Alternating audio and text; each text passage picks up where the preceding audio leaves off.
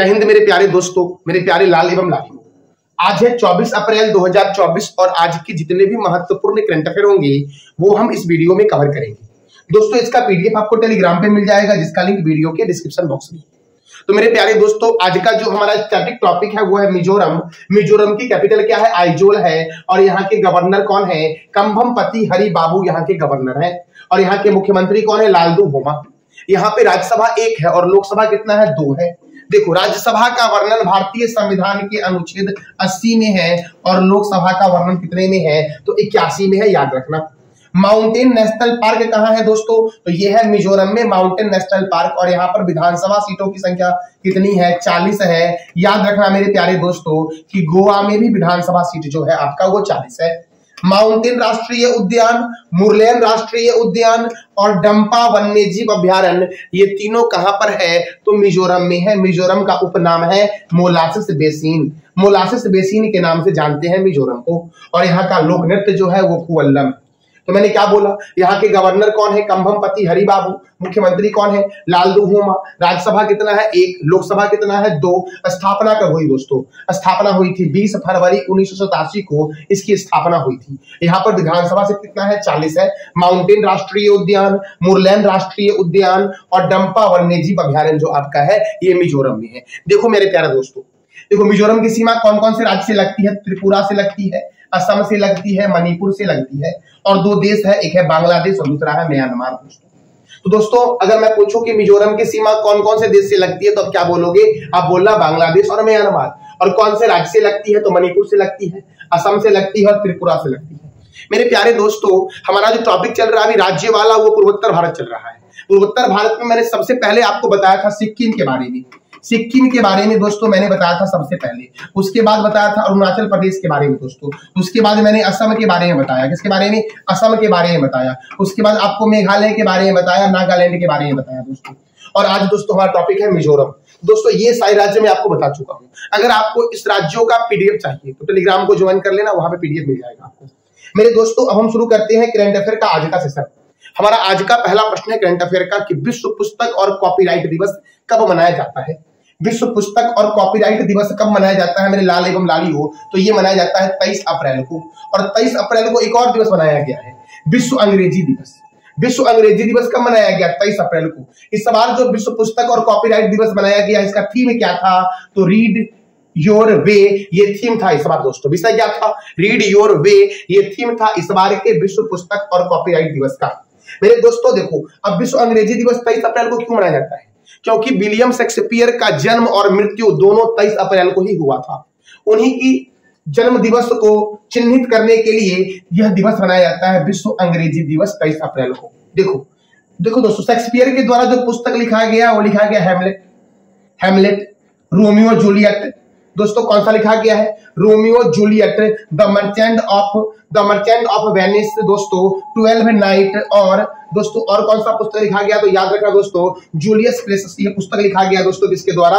William Shakespeare के द्वारा। याद रखना दोस्तों सबसे महत्वपूर्ण आपका हेमलेट है दोस्तों, रोमियो जूलियट दोस्तों, ये दोनों पुस्तक किसके द्वारा लिखा गया? तो विलियम शेक्सपियर के द्वारा लिखा गया है दोस्तों। तो अब देखेंगे अप्रैल महीने में कौन कौन से महत्वपूर्ण दिवस मनाए गए हैं। देखो दोस्तों विश्व ऑटिज्म जागरूकता दिवस मनाया गया है 2 अप्रैल को। अंतर्राष्ट्रीय खनन जागरूकता दिवस कब मनाया गया? 4 अप्रैल को।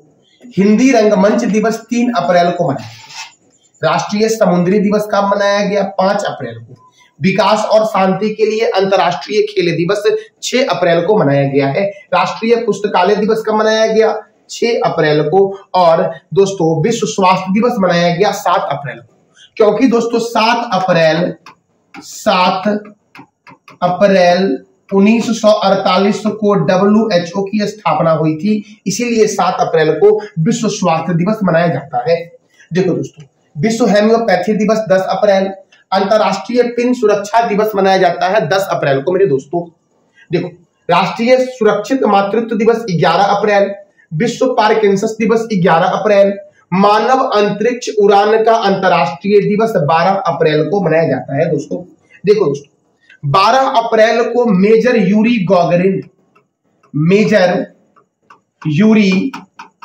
गॉगरिन अंतरिक्ष में जाने वाले प्रथम व्यक्ति बने थे। अंतरराष्ट्रीय पगड़ी दिवस मनाया गया 13 अप्रैल को मेरे लाल एवं लालियों। और विश्व हीमोफीलिया दिवस कब मनाया गया है? 17 अप्रैल को मनाया गया है।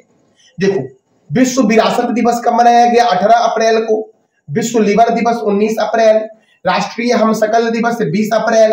राष्ट्रीय सिविल सेवा दिवस 21 अप्रैल को मनाया गया है। और अंतरराष्ट्रीय मातृ पृथ्वी दिवस कब मनाया गया है? तो 22 अप्रैल को मनाया गया है दोस्तों। हमारा अगला प्रश्न दोस्तों है, चीनी ग्रैंड प्रिक्स 2024 किसने जीता है? चीनी ग्रैंड प्रिक्स 2024 किसने जीता है? दोस्तों ये रेड बुल कंपनी के ड्राइवर है, उनका नाम है मैक्स वर्स्टैपेन। मैक्स वर्स्टैपेन ने जीता है चीनी ग्रैंड प्रिक्स 2024। किसने जीता है? मैक्स वर्स्टैपेन ने जीता है। दोस्तों हमारा अगला प्रश्न है, हाल ही में किस देश ने पहले हिंदी रेडियो प्रसारण होगा? हाल ही में किस देश ने पहली बार हिंदी रेडियो प्रसारण होगा? तो याद रखना कुवैत में होगा। कहां पर होगा? कुवैत में। और कुवैत की कैपिटल क्या है? कुवैत सिटी कुवैत की कैपिटल है। यहाँ की करेंसी क्या है? कुवैती दीनार। और मैंने कुछ दिन पहले ही बताया था कि यहाँ के प्राइम मिनिस्टर बदल गए हैं। और प्राइम मिनिस्टर कौन बने हैं? अहमद अल अब्दुल्ला अल सबा, ये बने हैं यहाँ के पीएम। दोस्तों कौन बने हैं? अहमद अल अब्दुल्ला अल सबा, ये बने हैं कुवैत के नए पीएम मेरे भाइयों। दोस्तों हमारा अगला प्रश्न है, हाल ही में किसे अंतरिक्ष यात्री योगदान हेतु आर्यभट्ट पुरस्कार से सम्मानित किया गया है? अंतरिक्ष में दोस्तों योगदान के लिए किस व्यक्ति को दिया गया है? आर्यभट्ट पुरस्कार से सम्मानित किया गया है अंतरिक्ष में योगदान के लिए। तो याद रखना दोस्तों, उन व्यक्ति का नाम है पावुलुरी सुब्बा राव। पावुलुरी सुब्बा राव को दोस्तों आर्यभट्ट पुरस्कार दिया गया है। कौन सा पुरस्कार? आर्यभट्ट पुरस्कार। अब देखो दोस्तों, अंतरिक्ष का श्री गणेश कब शुरू हुआ था भारत में? 1957 में हुआ था। भारत में अंतरिक्ष कार्यक्रम की शुरुआत कब हुई? 1962 में हुई। दोस्तों भारत अंतरिक्ष योगदान उसका श्री गणेश कब किया? भारत ने 1957 में किया। और भारत में अंतरिक्ष कार्यक्रम शुरू कब हुआ? 1962 में। भारतीय अंतरिक्ष कार्यक्रम के जनक कौन थे? विक्रम साराभाई थे भारतीय अंतरिक्ष कार्यक्रम के जनक। दोस्तों भारतीय मिसाइल कार्यक्रम के जनक कौन है? तो एपीजे अब्दुल कलाम है। मेरे दोस्तों अंतरिक्ष में जाने वाले प्रथम भारतीय कौन है? राकेश शर्मा। और अंतरिक्ष में जाने वाली प्रथम भारतीय महिला कौन है? कल्पना चावला है। और भारत का प्रथम उपग्रह जो था आर्यभट्ट था, जो सोवियत संघ की सहायता से 1975 में लॉन्च किया गया था। दोस्तों अंतरिक्ष युग का श्री गणेश कब हुआ? अंतरिक्ष युग का श्री गणेश कब हुआ? तो 1957 में हुआ। भारत में अंतरिक्ष कार्यक्रम शुरू कब हुआ? 1962 में हुआ। भारतीय अंतरिक्ष कार्यक्रम के जनक कौन थे? विक्रम साराभाई। भारतीय मिसाइल कार्यक्रम के जनक कौन है? एपीजे अब्दुल कलाम है। अंतरिक्ष में जाने वाले प्रथम भारतीय कौन थे? राकेश शर्मा। अंतरिक्ष में जाने वाली प्रथम भारतीय महिला कौन थी? तो कल्पना चावला थी। और भारत का पहला उपग्रह, पहला सैटेलाइट का नाम क्या है? आर्यभट्ट है। और यह कब गया था? 1975 में पूर्व सोवियत संघ अर्थात रूस की सहायता से दोस्तों अंतरिक्ष में लॉन्च हुआ था। तो मेरे प्यारे लाल एवं लालियों, हम अगले प्रश्न की ओर बढ़ते हैं। हमारा अगला प्रश्न है, हाल ही में किस राज्य की लक्ष्मण तीर्थ नदी सूखे और भीषण गर्मी के कारण सूख गई है? हाल ही में किस राज्य की लक्ष्मण तीर्थ नदी सूखे और भीषण गर्मी के कारण सूख गई है? तो दोस्तों यह कर्नाटक की नदी है। कहाँ की नदी दोस्तों है? कर्नाटक की। ये जो नदी दोस्तों है, ये कुट्टा के जंगलों से निकलकर कावेरी नदी में मिल जाती है। और यह नदी सूख गई है। कारण क्या है दोस्तों? सूखा और भीषण गर्मी के कारण सूख गया है। तो कर्नाटक की राजधानी क्या है मेरे लाल एवं लालियों? बेंगलुरु है। और बेंगलुरु में ही इसरो का हेडक्वार्टर है। ISRO Indian space research organisation का हेडक्वार्टर है। कर्नाटक के गवर्नर कौन है? थावर चंद्र गहलोत है। यहाँ के चीफ मिनिस्टर कौन है? सिद्धारमैया। और यहाँ पर राज्यसभा 12 है, लोकसभा 28 है। मेकेदातु बांध कावेरी नदी पर कर्नाटक में है। और बांदीपुर राष्ट्रीय उद्यान और कुद्रेमुख वन्यजीव अभयारण्य कहाँ है? कर्नाटक में। दोस्तों बांदीपुर नेशनल पार्क और कुद्रेमुख वन्यजीव अभयारण्य कहाँ पर है? तो कर्नाटक में है मेरे दोस्तों। महाराष्ट्र में दोस्तों बोरीबिली राष्ट्रीय उद्यान है। बोरीबिली राष्ट्रीय उद्यान किस राज्य में है? तो आप क्या बोलोगे? महाराष्ट्र में है। गुजरात में मेरे लाल एवं लालियों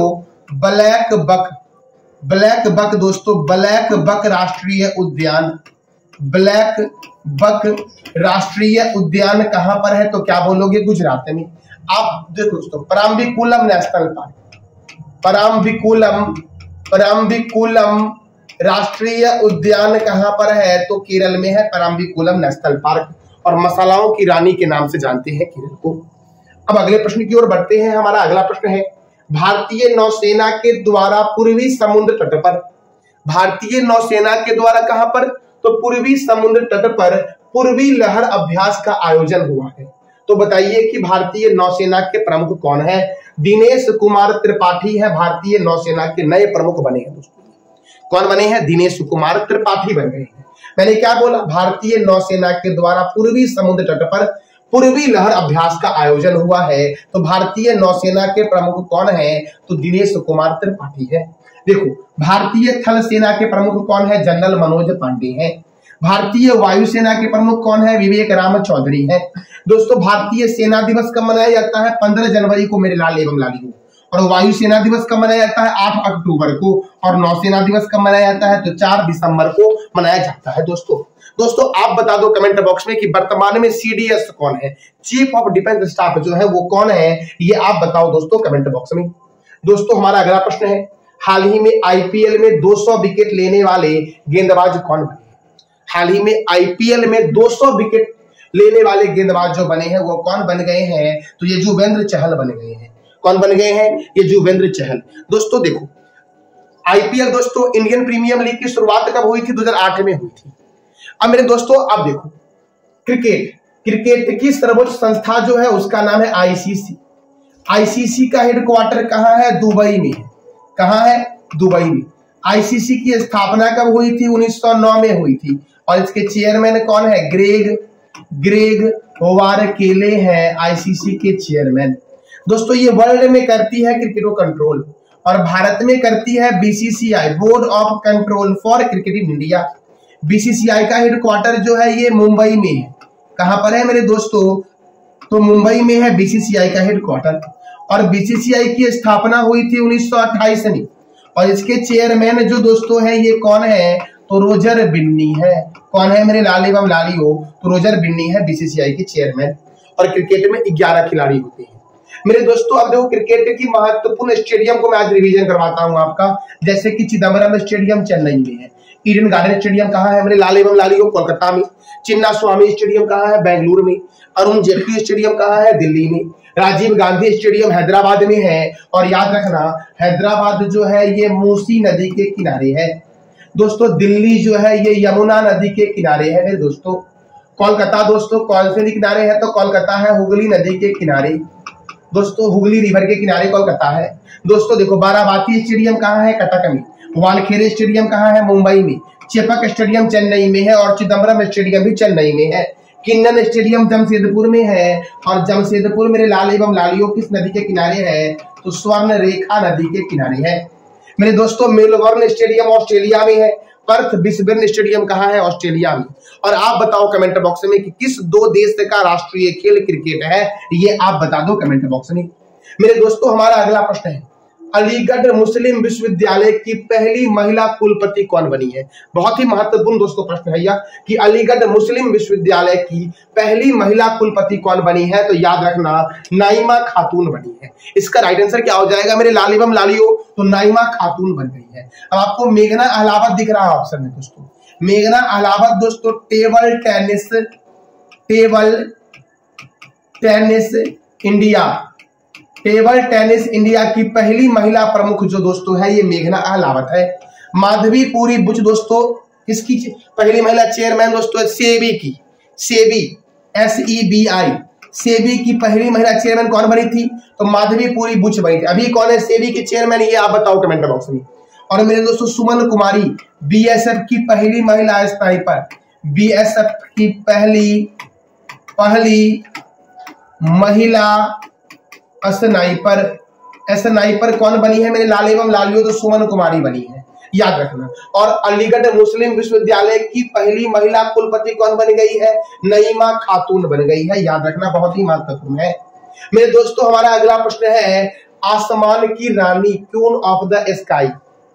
आसमान की रानी उस जहाज का नाम है बोइंग 747। आसमान की रानी के नाम से दोस्तों यह प्रसिद्ध हुई थी, ने अपनी अंतिम उड़ान भरी है। और यह किस एयरलाइन से संबंधित है? बोइंग 747 दोस्तों आसमान की रानी के नाम से इसको जानते हैं। और यह किस एयरलाइन से संबंधित है? तो एयर इंडिया एयरलाइन से संबंधित है दोस्तों। आसमान की रानी बोइंग 707 दोस्तों याद रखना, 747 सॉरी दोस्तों 747 बोइंग आसमान की रानी एयर इंडिया की एयरलाइन दोस्तों। ठीक, अब देखो दोस्तों इन्होंने इस बोइंग 747 ने जो अपनी अंतिम उड़ान भरी थी वो मुंबई के छत्रपति शिवाजी अंतरराष्ट्रीय हवाई अड्डे से उड़ान भरी थी। अब एयर इंडिया का हेडक्वार्टर कहाँ है? नई दिल्ली में है, याद रखना। एयर इंडिया की स्थापना हुई थी 15 अगस्त 1932 को और इसके संस्थापक कौन थे? JRD टाटा थे। इसके चेयरमैन दोस्तों कौन है? तो याद रखना N चंद्रशेखरन इसके चेयरमैन है और इसके MD एंड CEO कौन है? तो कैंपबेल विल्सन है इसके MD and CEO air India के। बहुत ही महत्वपूर्ण दोस्तों यह प्रश्न हमारा है। आसमान की रानी बोइंग 747 ने अपनी अंतिम उड़ान भरी है जो एयर इंडिया की दोस्तों विमान थी और इसने जो अंतिम दोस्तों उड़ान भरी है वो मुंबई के छत्रपति शिवाजी अंतरराष्ट्रीय हवाई अड्डे से उड़ान भरी है। याद रखना दोस्तों मेरे लाल एवं लालियों, बहुत ही महत्वपूर्ण आपका है। और एयर इंडिया का हेडक्वार्टर कहाँ है? नई दिल्ली में। स्थापना कब हुई? 1932 में। चेयरमैन कौन है? N चंद्रशेखरन है और MD एंड CEO कौन है? Campbell Wilson MD and CEO दोस्तों है। हमारा अगला प्रश्न है दोस्तों, इस प्रश्न का जवाब आपको देना है कमेंट बॉक्स में कि चुनाव में प्रयुक्त होने वाली अमिट स्याही में कौन सा रासायनिक यौगिक मौजूद होता है? इस प्रश्न का जवाब आपको देना है कमेंट बॉक्स में दोस्तों। और दोस्तों हम आज आपको बताएंगे चुनाव आयोग के बारे में मेरे दोस्तों। चुनाव आयोग का हेडक्वार्टर है नई दिल्ली में और इसकी स्थापना हुई थी 25 जनवरी 1950 को। मुख्य चुनाव आयुक्त कौन है? राजीव कुमार है मेरे लाल एवं लालियों। और 2 चुनाव आयुक्त और भी है, सुखबीर सिंह संधू है और ज्ञानेश कुमार है। 17वीं लोकसभा का कार्यकाल 16 जून 2024 को पूरा हो गया, इसीलिए अब 18वीं लोकसभा चुनाव हो रहा है। और 18वीं लोकसभा चुनाव जो दोस्तों शुरू हुआ है ये 19 अप्रैल से शुरू हुआ और 1 जून 2024 तक चलेगा। और इसका जो रिजल्ट आएगा मेरे प्यारे लाल एवं लालियों ये 4 जून 2024 को आएगा। और दोस्तों चुनाव आयोग इलेक्शन कमीशन ने क्या कहा कि हम लोकसभा चुनाव के साथ साथ कुछ राज्यों में विधानसभा चुनाव भी करेंगे। वो राज्य आपके आंध्र प्रदेश, अरुणाचल प्रदेश, सिक्किम, ओडिशा में दोस्तों विधानसभा चुनाव कराया जाएगा चुनाव आयोग के द्वारा लोकसभा चुनाव के साथ साथ। तो याद रखना अभी 18वीं लोकसभा चुनाव हो रहा है। कब से शुरू हुआ? 19 अप्रैल से शुरू हुआ, 1 जून तक रहेगा और 7 चरण में दोस्तों चुनाव होगा, याद रखना। तो मेरे प्यारे दोस्तों देखो हम करते हैं रिवीजन क्लास दोस्तों। पिछले दिन के करंट अफेयर का प्रश्न हमारा है, प्रथम अंतरराष्ट्रीय इंद्रधनुष पर्यटन सम्मेलन का आयोजन कहाँ हुआ? नेपाल में। फ्रांस की कार निर्माता कंपनी सिंट्रोएन इंडिया ने किसे अपना ब्रांड एम्बेसडर बनाया है? महेंद्र सिंह धोनी को। बाघ की एक नई प्रजाति मिली है, क्लाउडेड टाइगर कैट, किस देश में मिली है? तो ब्राजील में मिली है। अंतरराष्ट्रीय मातृ पृथ्वी दिवस कब मनाया गया है? 22 अप्रैल को मनाया गया है। किस केंद्र शासित प्रदेश की सैम्पेन जनजाति ने पहली बार मतदान में भाग लिया? तो अंडमान निकोबार। महत्वपूर्ण दोस्तों, बहुत ही महत्वपूर्ण है, पहली बार इस जनजाति ने भाग लिया है लोकसभा चुनाव में दोस्तों। और यह सैम्पेन जो है अंडमान और निकोबार की जनजाति है। T20 क्रिकेट में 500 छक्के पूरे करने वाले जो पहले भारतीय बल्लेबाज बने हैं वो कौन बने दोस्तों? रोहित शर्मा बन गए हैं। लोंगेटे महोत्सव किस राज्य में मनाया गया? अरुणाचल प्रदेश में मनाया गया है। 12वां राष्ट्रीय महिला कैरम खिताब किसने जीता है? रश्मि कुमारी ने जीता है। और मेरे प्यारे लाल एवं लालियों world press photo of the year पुरस्कार 2024 किसने जीता है? तो मोहम्मद सलीम ने जीता है मेरे लाल एवं लालियों। किसने जीता है? मोहम्मद सलीम ने। तो मेरे प्यारे दोस्तों ये था हमारा आज का महत्वपूर्ण करंट अफेयर। मैं प्रत्येक दिन आपसे वीडियो के एंड में 3 प्रश्न का टेस्ट लेता हूं। जो पिछला प्रश्न हमारा था वो था कि किस केंद्र शासित प्रदेश के बकरवाला जाति है, बकरवाला को अनुसूचित जनजाति के रूप में वर्गीकृत किया गया? Jammu Kashmir. Tagore on the Padma boat ये एक संगीत कार्यक्रम है दोस्तों है, इसका आयोजन कहाँ हुआ है? बांग्लादेश में हुआ है। और दोस्तों हिंदुस्तान जिंक वैश्विक स्तर पर चांदी के उत्पादन में कौन से स्थान में पहुंच गया है? तो 3य स्थान में पहुंच गया है। और आज का आपका 3 नंबर का टेस्ट दोस्तों है, इसका जवाब आपको देना है कमेंट बॉक्स में। तो मेरे लाल एवं लालियों हमारा जो प्रश्न है वो प्रश्न है, किस केंद्र शासित प्रदेश की सैम्पेन जनजाति ने पहली बार मतदान में भाग लिया है? दूसरा प्रश्न आपका है, T20 क्रिकेट में 500 छक्के पूरे करने वाले पहले क्रिकेटर का नाम बताइए दोस्तों, भारतीय बल्लेबाज का नाम बताइए। और लोंगेटे महोत्सव किस राज्य में मनाया गया है? तो इस तीनों प्रश्न का जवाब देना है कमेंट बॉक्स में आपको। तो मेरे प्यारे दोस्तों, मेरे प्यारे लाल एवं लालियों, ये था हमारा आज का महत्वपूर्ण करंट अफेयर का सेशन। दोस्तों यह जानकारी आपको कैसी लगी इसका फीडबैक आप अवश्य कमेंट बॉक्स में देना और इस 3 प्रश्न का जवाब जरूर दोस्तों देना कमेंट बॉक्स में। Thank you so much.